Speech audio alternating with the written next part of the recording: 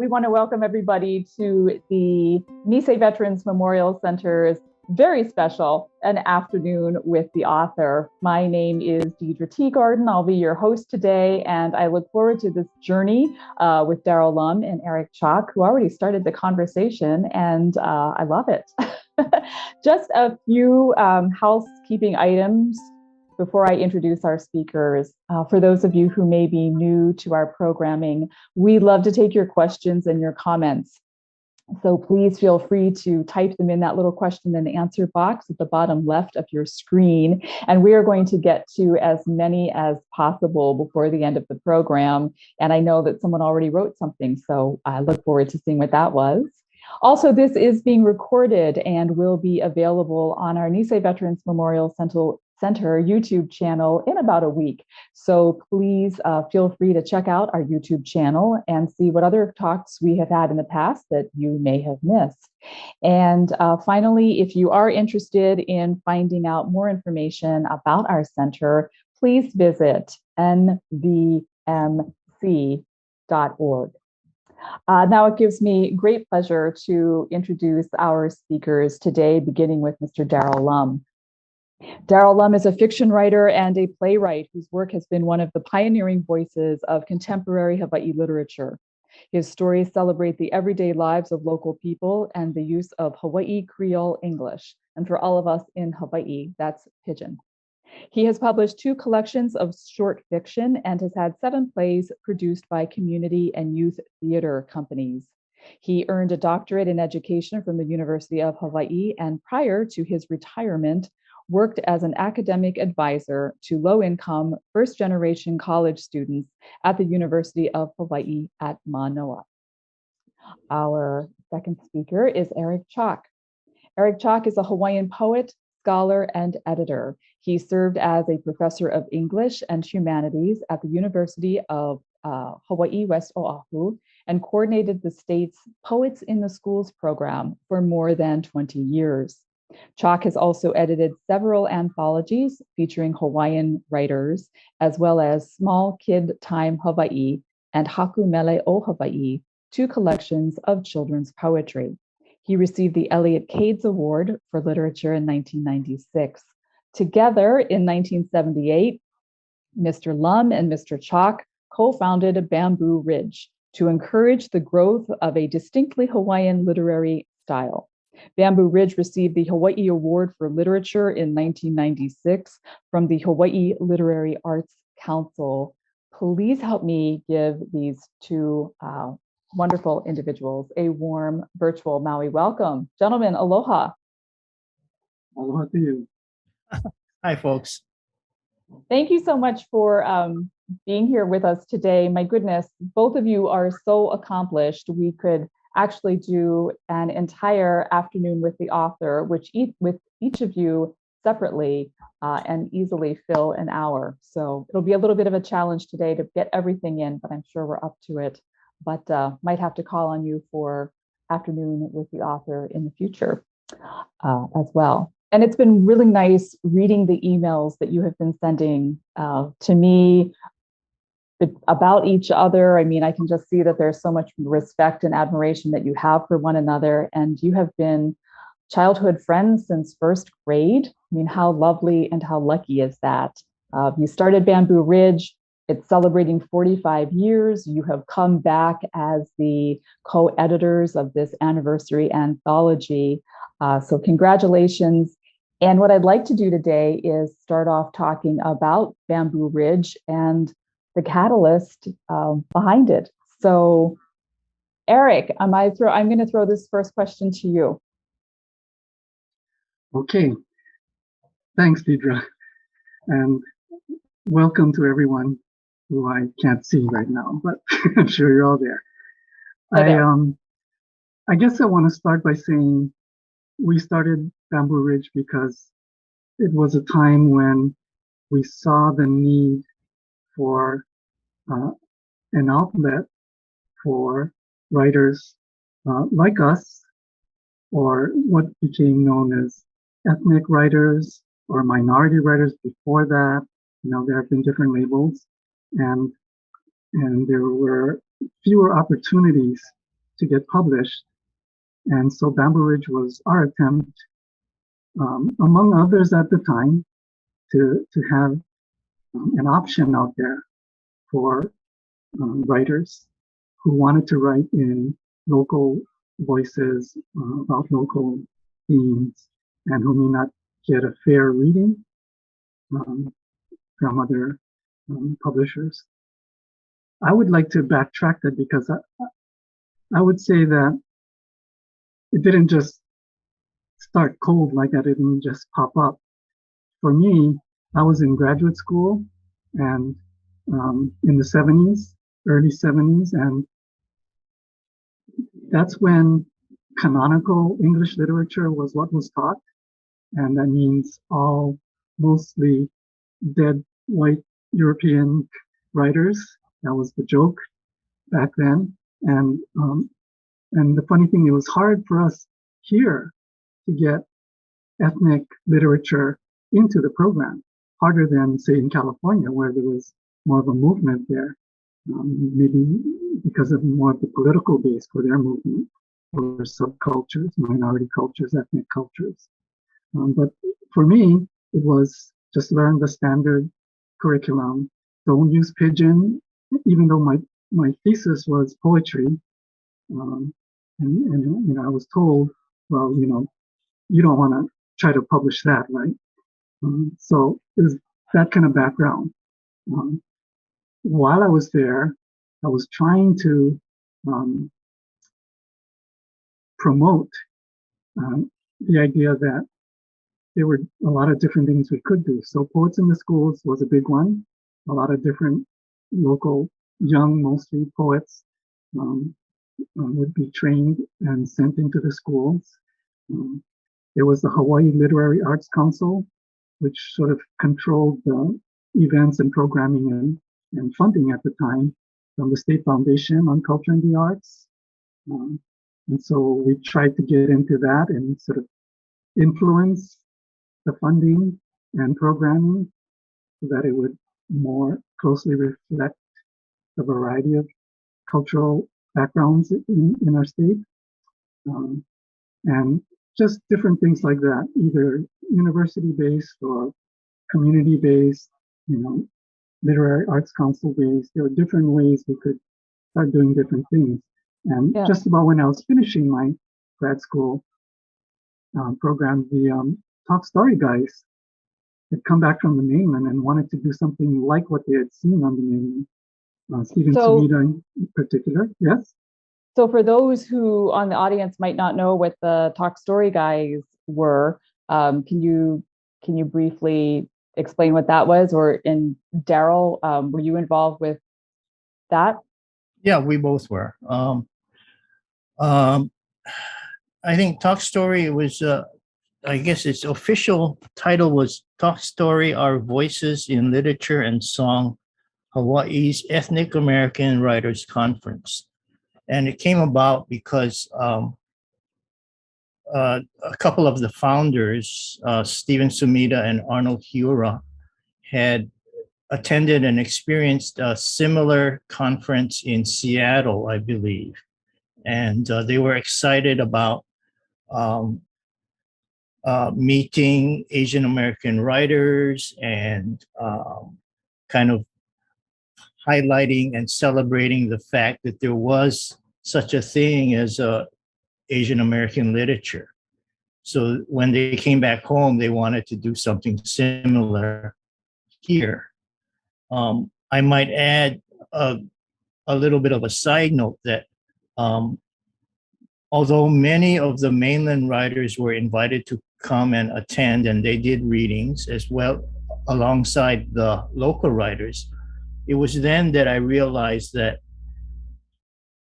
we may be Asian American, but our writing is not like these West Coast Asian Americans. And it was a beginning of, at least for me, a kind of a realization that we had our own literature that was based with a strong sense of place and a sense of the cultures that made up Hawaii. So there was that kind of distinction that uh, I realized that made us different. Oh. And Eric, I know you're putting up some books. So talk about some of the books, the local literature that you were reading or was being read at the time. I was just trying to be a visual aid to Darrell. But yeah, one of the earlier writers that actually Darrell introduced me to was Milton Murayama, a Maui boy who wrote All I Asking For Is My Body. And that has been a very popular book in college classes across the country for decades. I think he first published a section of it in like maybe the late 50s, like around 59 or something like that, before he did the whole thing. And it was essentially self-published at the beginning because Super Press. Yeah, Super Press. Named after his dog. Yeah, and then there was Plantation Boy, and then there were some others. But I wanted to hold it up while Darrell was talking because one of the things that struck us was, well, of course, the local theme of growing up in a Japanese plantation camp, but also the fact that the story was told with a lot of pidgin. And so, that was something that was not done a lot if you were quote unquote literary at the time. So this was part of what was going on when we were moving into the Talk Story conference and learning about these different people. It was because of, I don't think we named the Talk Story 3, Stephen Sumida, Arnold Hiura, and Marie Hara. There was, especially with Steve and Arnold getting their doctorates on the mainland, they read a lot.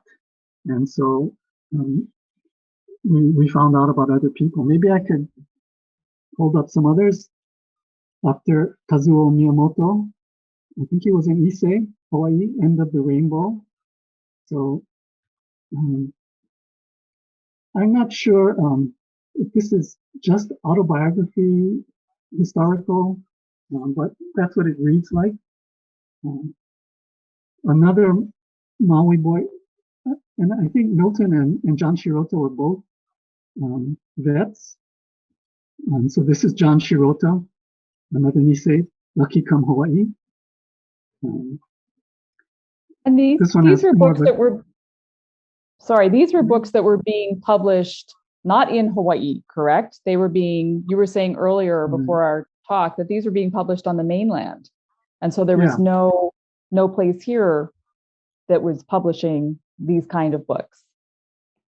It was the I think it was more limited here. Yeah, no? I mean, for the longest time, I think the general public believed that there was no such thing as local writers or local writing. And many of the pieces, many of the books were either self-published or published on the mainland, and so on. Maybe this is a good time for me to read the passage from Ozzie Bushnell, since Eric mentioned the Talk Story Conference. Let me read a bit. On the morning of June 20th, 1978, O.A. Bushnell delivered the keynote address to open Talk Story, Our Voices in Literature and Song. In effect, Bushnell challenged Michener's bland assumption that there is no Asian American literature of Hawaii. And this is an excerpt from his remarks. In Hawaii, we generate a vicious circle: lack of readers, lack of buyers of books, lack of bookstores that survive, paucity of publishers who die for want of manuscripts, which are not produced for lack of writers. 3 of our novelists had to pay to publish their own novels. In Hawaii, I sigh, writers are stifled at birth. Our geniuses with words and pen never have a chance. The sadness will be exceeded by an even greater one, a veritable horror. Outsiders, not only from the mainland, will be writing the novels telling us what we are and what we think. They will turn out the stuff that the rest of the world will read. Outsiders will be writing the great Hawaiian novels, and shame on our faces if we allow it to happen.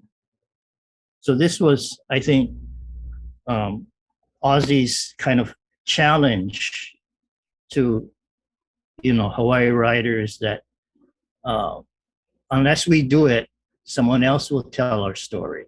So you And answered that so, challenge. and so Well, Bamboo I Ridge think- was part of yeah. answering that. Yeah.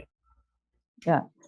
So you started in 1978, correct? Yes. And so how did you come about? What were your first, individuals that you brought in? Just tell us a little bit more about that. Darrell? Well, Eric can hold up his book because we I think published. I mean, you don't have your own book? Oh gosh. Well, for the talks prior to the Talk Story conference, we had the idea of starting a literary journal, but we wanted something like it to show around the conference that, well, this is what our idea is. And so we decided that we would publish Eric's master's thesis of poetry and called 10,000 Wishes. Wasn't it that book that we went to Pioneer Printers and we asked for an estimate of what it would cost to print, I don't know, a couple of hundred copies of a maybe 80-page book? Is that about right? You mean when they laughed at us? Yeah, well, and then the guy quoted us a price, and we must have looked so sad and crestfallen because it was much higher than what we anticipated. And he looked at both of us and said, how much you guys got? Right? And I forget the exact amount, but I think between Eric and I, we didn't have more than a couple of $100 or something like that, $200-300. And he said, I'll do it. Right? So it's an example of the kind of the support that Bamboo Ridge has gotten from unexpected places. It really has been rewarding. Thank you, Dennis. Yeah.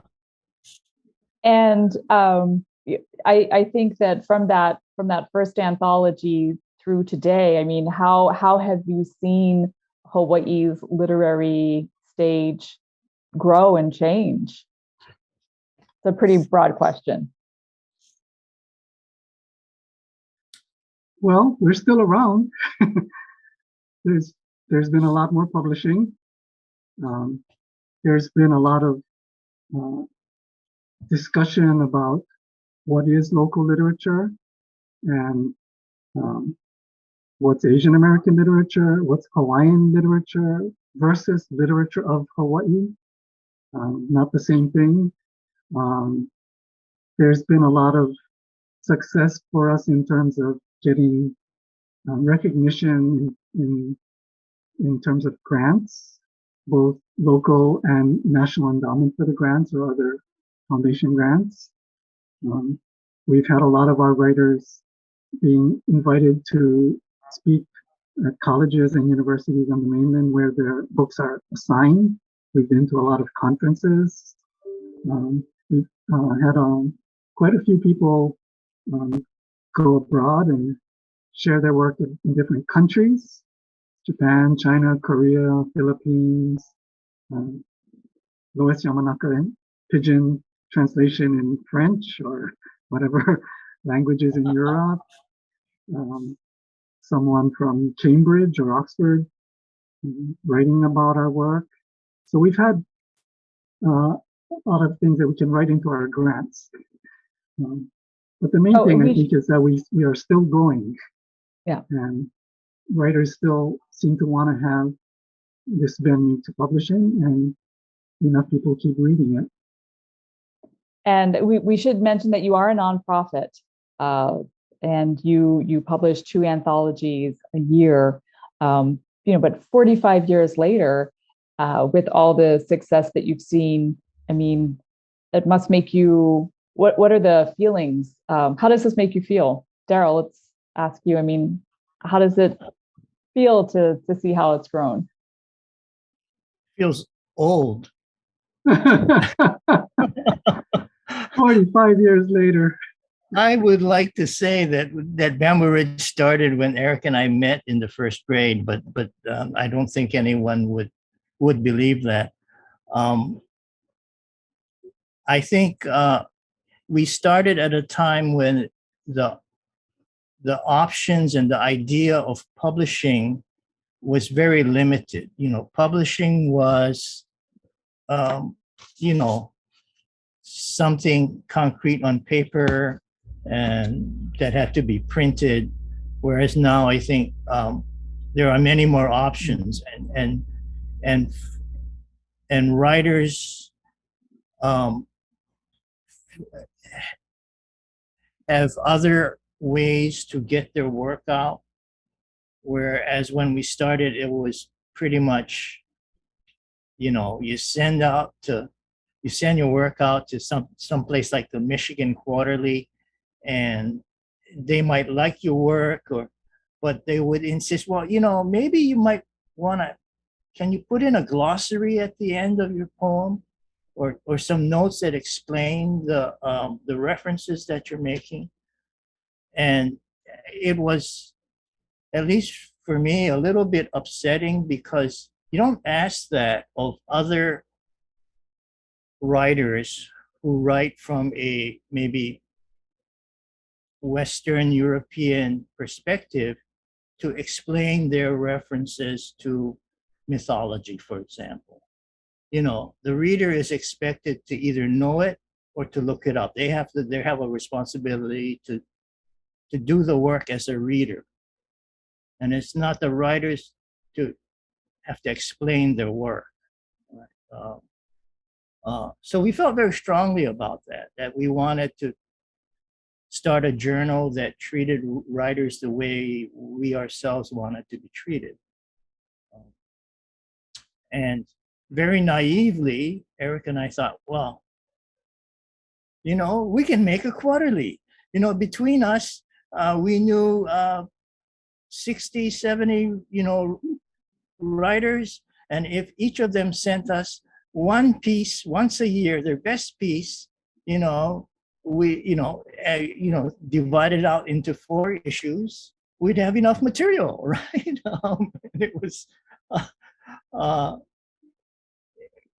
It was quite exciting to have that kind of naivete, I guess, stupidity, or whatever you want to call it, to just jump right in and just could do it.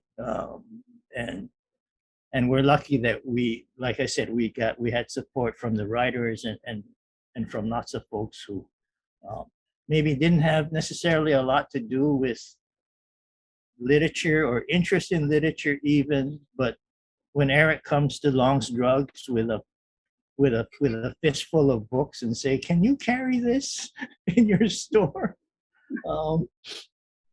Somebody had to say yes. Thank God they did. That's marvelous. And, you're carrying on a tradition, and, I know we want to talk about this a little bit later, but, you've had so many different Nisei novelists over the years too. I know you were talking about before we started the conversation on air today, and how you have carried on that tradition to today's writers as well. I think, Eric, did you want to talk a little bit about that? Well, I didn't hold up all the books I could have held up. There's a couple of more. I guess I want to make sure I hold up Patsy Sumi Saiki, not the legislator. This person is a writer. So there were women writing. Of course, Nono Boy was a big book on the mainland because it's a guy from the Northwest who was a Nono Boy during the war uh, um, in the story. And I believe he's a vet. But about that kind of tension in the families. Quotes behind barbed wire, did we bring this up? I just want to make sure we mention that. So this is Hawaii poets writing in the camp, translated by Dr. Jiro Nakano and Kei Nakano. So from both internment camps here and on the mainland. And then, did I hold up Ed Sakamoto yet? Oh, no, yeah. So a playwright, and Aloha Las Vegas is this collection from University Press, and that must strike a chord with some local people. And then I wanted to kind of, if it's okay, switch back to something Darrell was saying about that sort of cultural issue with publishers and being able to have your work published with a certain kind of understanding. And I think that was a lot of what's in these other books that I held up, because you had the Issei-Nisei conflict and between Japanese and Japanese American and that kind of thing. But I wanted to read a couple of poems from Bamboo Ridge, and from the best of Bamboo Ridge in this case. One called Etiquette by Jin Toyama. And maybe I'll just read it. Eating a fish head is an art which must be done with refinement and gusto. Refinement, because as one dismantles the brain, the eyes, the head, one must not offend the sensibilities of others. Gusto, so that they may be assured that the head is the most delectable of tastes, and it is. And I'm sure everyone has had that cultural experience of, coming across some food that just couldn't stand. And I've seen that with friends of mine. And this is a nice way to get into a discussion about, not just foods, but how to treat each other just culturally when things are seemingly in conflict. And then this one, Chinese Hot Pot by Wing-Tek Lum. My dream of America is like Dabin Lo, with people of all persuasions and tastes sitting around the common pot, chopsticks and basket scoops here and there, some cooking squid and others beef, some tofu or watercress, all in one broth, like a stew that really isn't, as each one chooses what he wishes to eat, only that the pot and fire are shared, along with the good company and the sweet soup spooned out at the end of the meal. So that one is an obvious metaphor for how a dream version of people getting along with, what that would look like. And as I was saying, that was kind of an important thing, I think, in the beginning. I remember, especially with my recent English department friends and professors and people like that, when we got started, it was, why we need to do this? Why have thought story? What is local?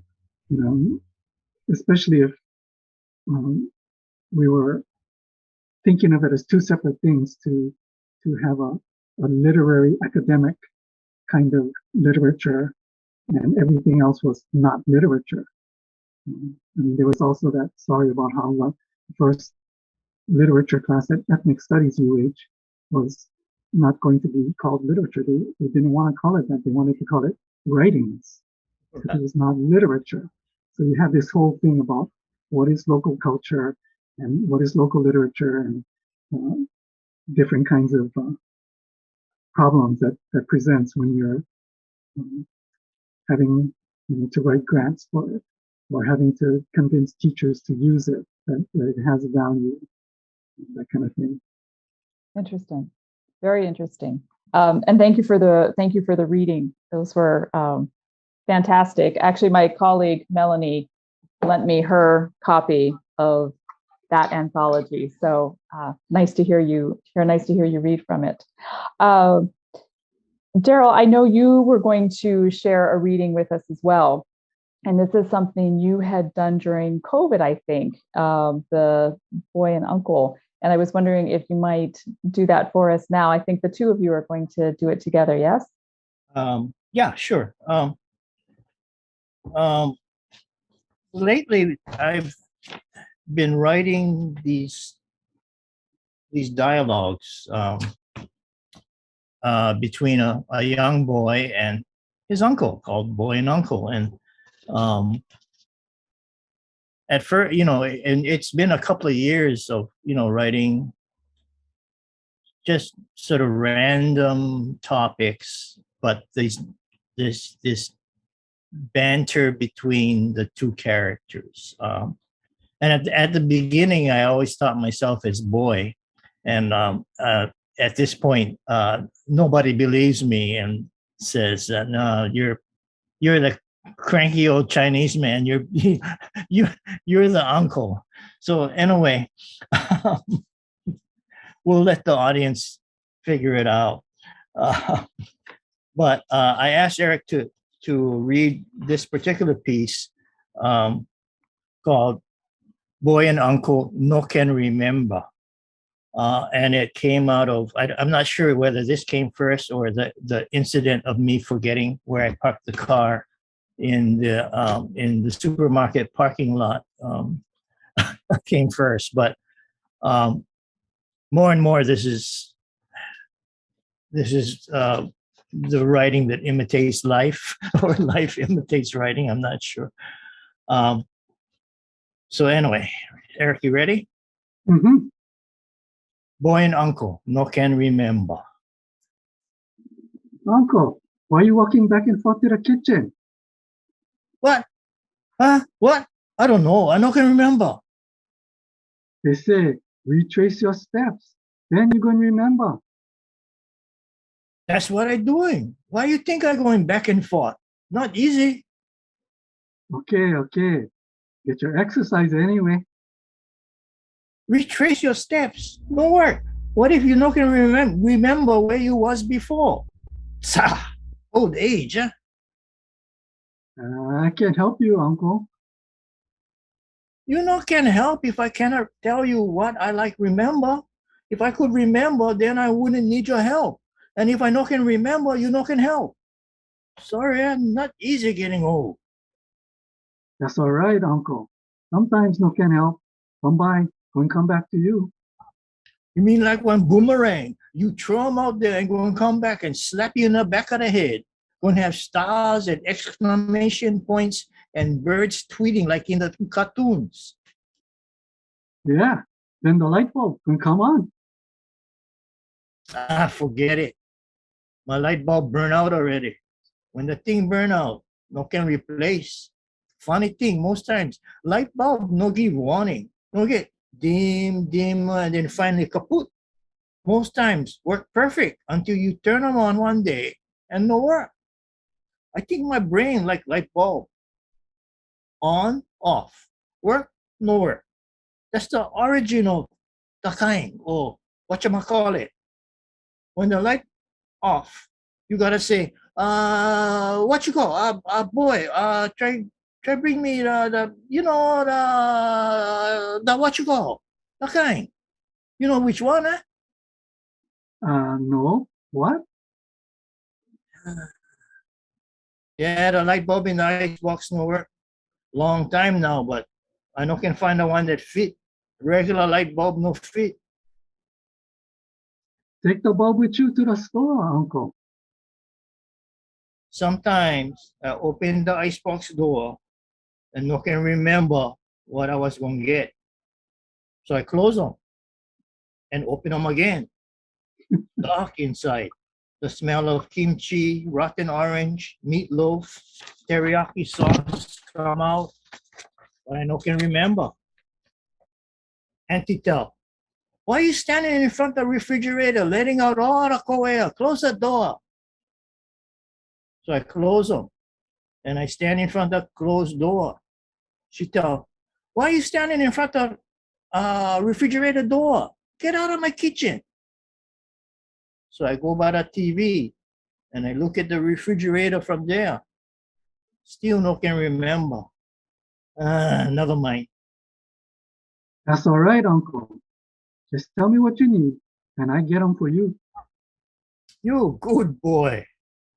But I in trouble if I not can remember what I like. If I not can remember what I like going from the couch to the kitchen. Maybe I get Alzheimer. Alzheimer's? I don't think so, Uncle. You're just forgetful. No. What if I get Alzheimer? What if I drive someplace and no can remember how to get home? What if I forget my wallet? No more ID and no can remember my name. Oh, Uncle, take it easy. What if somebody tell me they like my ring and I give it to them and I give it to them? I heard that one happened to somebody in Chinatown. What if? Uncle, did all kind things to help people now. No can help me. I don't like you put me someplace where they lock the door from the outside. Oh, that's for safety, Uncle. No, you call that jail. Boy, no put me in jail. Uncle, you're not going to be put in jail. You don't know. Maybe that could happen. You don't know. What you wanted from the icebox anyway? I get them from you. I told you. I no can remember. If I could remember, I would get it myself. You hear? Uncle, don't worry. No worry. Take a rest little while. I go store and they tell me, no forget take the list. I forget the list. I stay in the store trying to remember what on the list. I go up and down every aisle. Maybe if I see them, I will remember. Nothing. I don't see nothing that's on the list. I buy bread, milk, and eggs.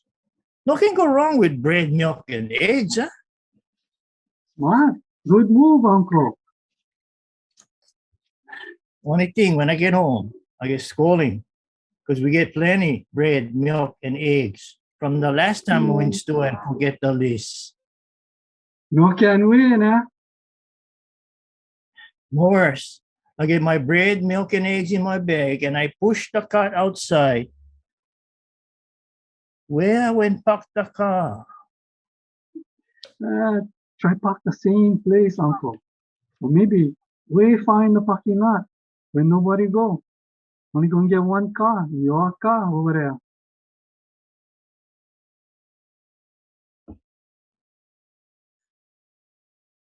I try park the same place every time, but sometimes busy, so I gotta park in a new place.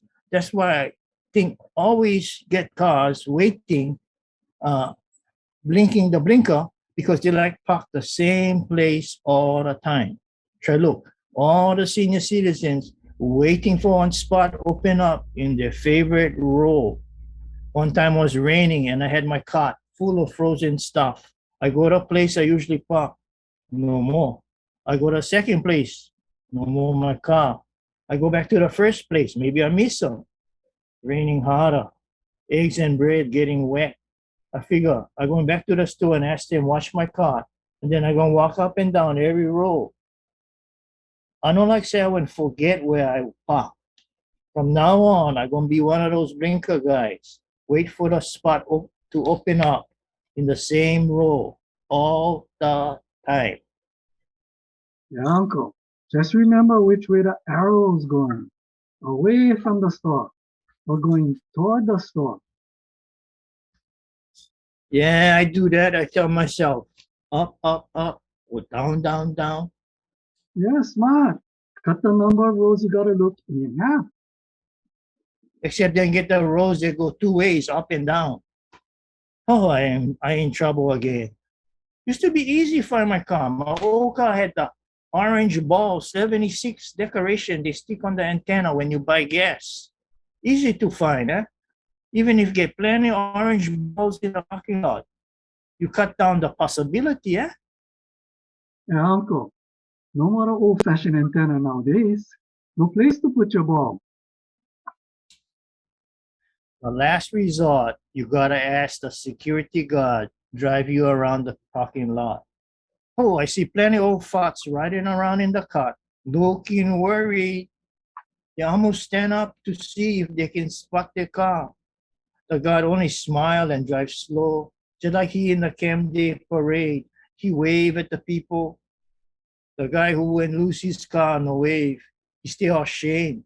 Another stupid senior citizen who not can remember where he went park.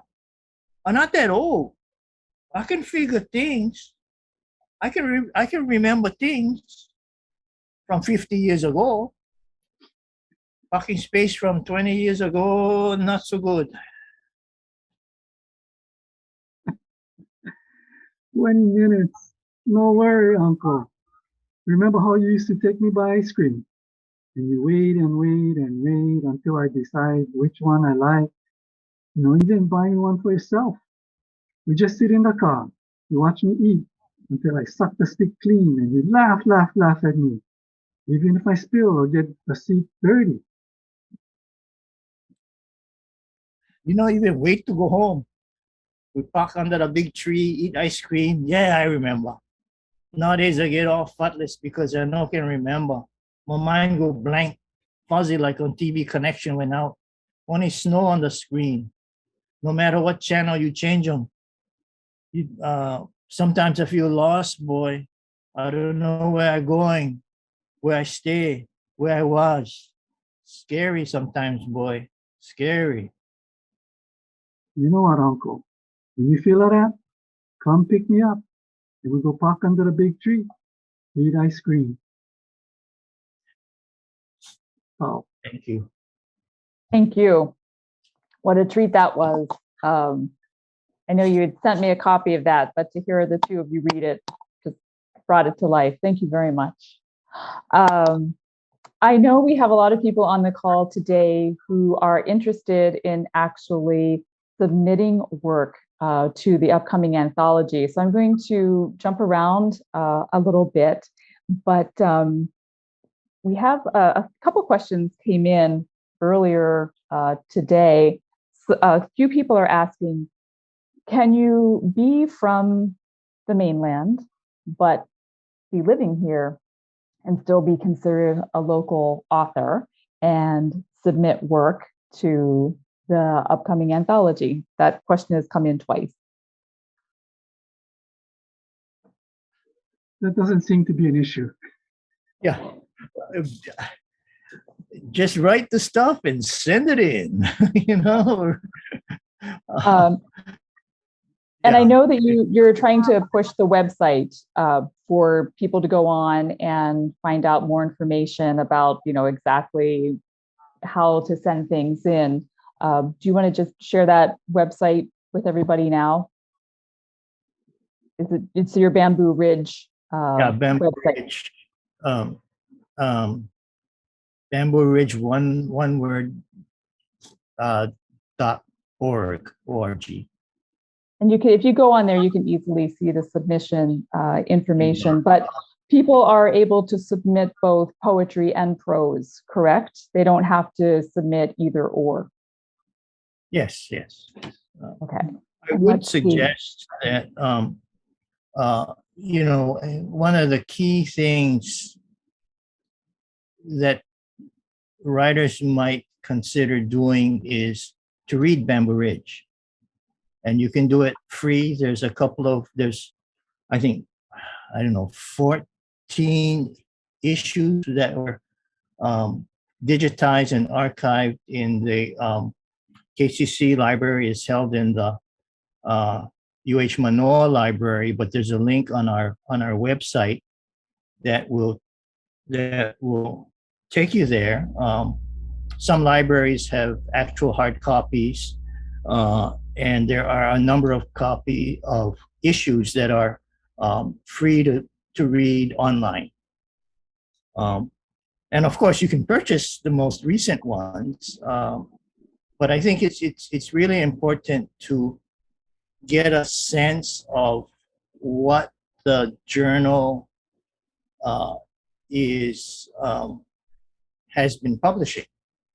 I mean, it doesn't mean that you have to emulate those pieces, but you should get a sense of the kind of material that has been published in the past and what we like.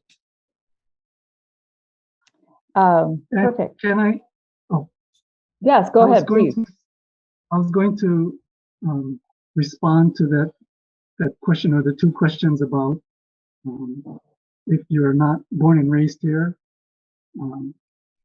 In the Best of Bamboo Ridge, we have a short piece by William Stafford. It's called On Being Local. And he says, all events and experiences are local somewhere, and all human enhancements of events and experiences, all the arts, are regional in the sense that they derive from immediate relation to felt life. It is this immediacy that distinguishes art. And paradoxically, the more local the feeling in art, the more all people can share it. For that vivid encounter with the stuff of the world is our common ground. Artists, knowing this mutual enrichment that extends everywhere, can act and praise and criticize as insiders. The means of art is the life of all people. And that life grows and improves by being shared. Hence, it is good to welcome any region you live in, or come to, or think of, for that is where life happens to be, right where you are. William Stafford. So perfect. That's not I think that answers that question perfectly. Since we're on questions, I'm going to throw out a couple more here. This is from Grace. She said, how has the anti-Asian hate, especially in this past couple of COVID years, affected Bamboo Ridge, your lives and your work? Darrell or Eric, has that been an issue for you for Bamboo Ridge? I don't think so. I would maybe anticipate some writing that might have come out of those kinds of incidents, but there's none that I know of. In terms of the writing. Another question, and I think this kind of goes back to what you were talking about earlier, Eric, about the difference between Asian American literature, local literature. The question is, please share the differences you see between local literature versus West Coast Asian American literature. Well, the first time I really thought about it a lot was at the Top Story Conference. And I think Darrell was the center of this. And there was this comment by the mainland writers who felt that local writers were not political enough. And that was one difference. And as I think I mentioned earlier, I think that has to do with the fact that growing up Asian in California or in Alabama or wherever it is way different, than growing up Japanese in Hawaii. So there are different concerns, and there's a different atmosphere, and people have to do different things. So that's part of it. Did you want to jump in that, Darrell? Well, I was kind of taken aback when that question, it was more of a accusation that local literature wasn't confrontational enough, or addressing the issues wasn't political and in advancing the cause of Asian Americans, and I didn't know what to say, to tell you the truth. I was, I did not respond. Of course, like a true writer, afterwards I realized that the politics is there in all the writing that we have published and the writing that we do.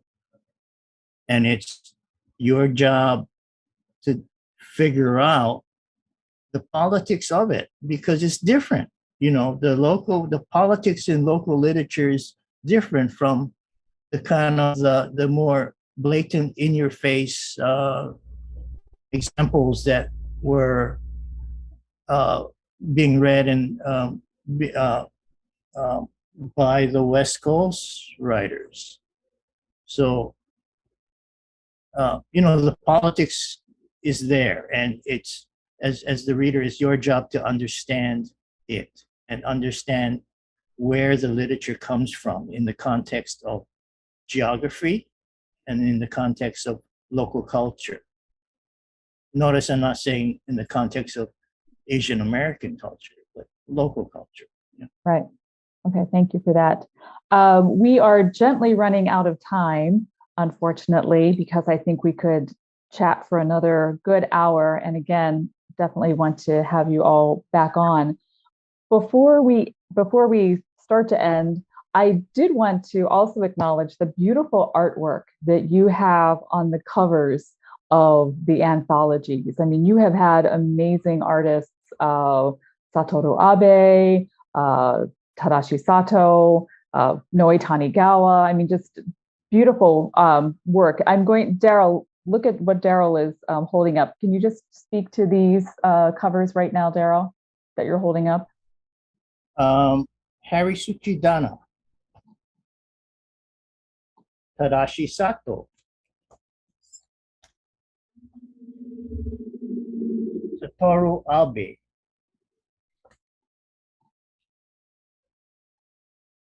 hard to see, this one's dark, Ruben Tam,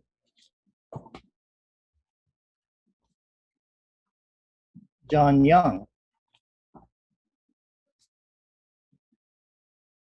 Toshiko Takezu,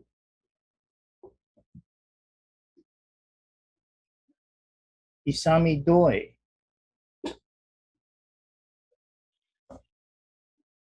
Tom Okamura, Harue McVeigh. The idea came from the person who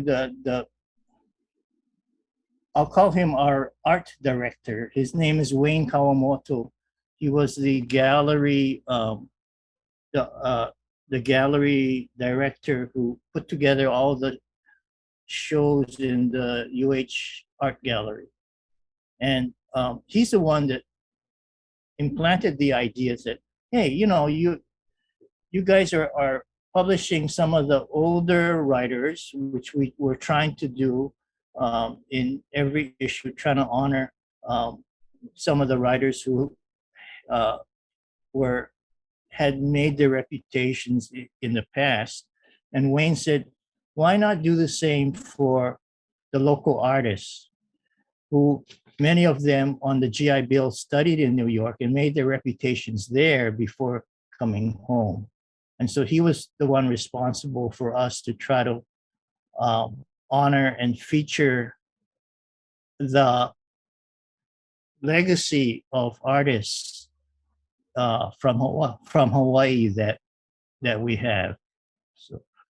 So that was the reason for trying to do the covers and a little portfolio inside of their work. Well, each anthology is a work of art from the cover to the written word inside.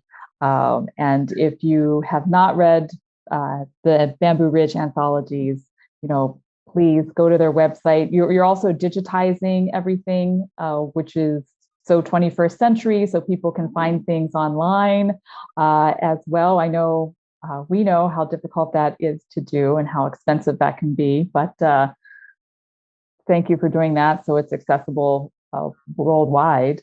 I am going to gently close and then come back to you both for some closing remarks. But I want to thank everybody for joining us today. It has been lovely to have you on the call with us. For those of you who live on Maui, this coming Thursday, June 9th, we will be having the Maui premiere of Lane Nishikawa's newest documentary, Our Lost Years. That's going to be up at the historic EAL Theater. You can go to mauionstage.com to purchase tickets. And then later this month, June 18th, we will be having another afternoon with the author with Susan Kamei. She has published her book, When Can We Go Back to America? All about the internment, primarily West Coast internment story, which is different, of course, than Hawaii's, but they are both tragic and things never to be repeated. And I think those poems from the Behind Barbed Wire that Eric put up earlier are just so emotional and definitely to be read. I'm going to come back to you, Eric. I will come back to you first, and then Darrell, you will close us out. But closing remarks, thoughts, wisdoms, readings. I think the main thing I want to say at the end is just everybody has a story, and we like to hear as many of them as we can, and so we welcome whatever you have to send in. And the worst we can do is say no. But I think that everyone has something to say, and this is a chance where you can try it out. And before I let you completely go, I wanted to ask you too, what's next for Bamboo Ridge as you're coming back as one of the guest editors, but what do you see the future of Bamboo Ridge? Well, I hope it continues to celebrate and nurture local literature, and the new editors are I think doing a fine job carrying on the task to celebrate and nurture writers. And what else would you like to add, since I added my question in there and made you answer it? What would you like to do as your closing remark? I just wanted to show and tell. This is Bamboo Ridge issue number 1, and there's a line drawing of Bamboo Ridge on the way to Sandy Beach, right? From Townside on the way. Yeah, right. And this is an example of what giant ulua that the fishermen are after. And we named the journal Bamboo Ridge because one of my students one day, at the very beginning, came in very excited. He had gone down to fish at Bamboo Ridge and told me the story about the fishing place and sort of the fishing culture. And he said, some of these guys go down every weekend and some of them stay overnight and they cast these giant holes and the bait is a whole taco, octopus, right? And they do that. And he said some of them have never caught a fish. And I heard that story and I went, well, that's kind of the sense of what we wanted to do. We try to we try to be there, try to hang in there. And every now and then we catch a big fish. Well, I feel like we have caught two big fishes today by having you both on the program. And there are a lot of people that wrote in. I will share their comments with you later, but just saying thank you so much for all that you do. They've been fans of yours for a very, very long time. And Hawaii literature, local literature would not be what it is if it weren't for the two of you. So thank you for all of your work over the years in promoting so many people and promoting local Hawaii Asian American literature and all that you do. So I hope I can get you both to come on again, separately or together, and just have you speak with us again. But thank you so much. Thank you. Thank you, Dee. Okay. Aloha.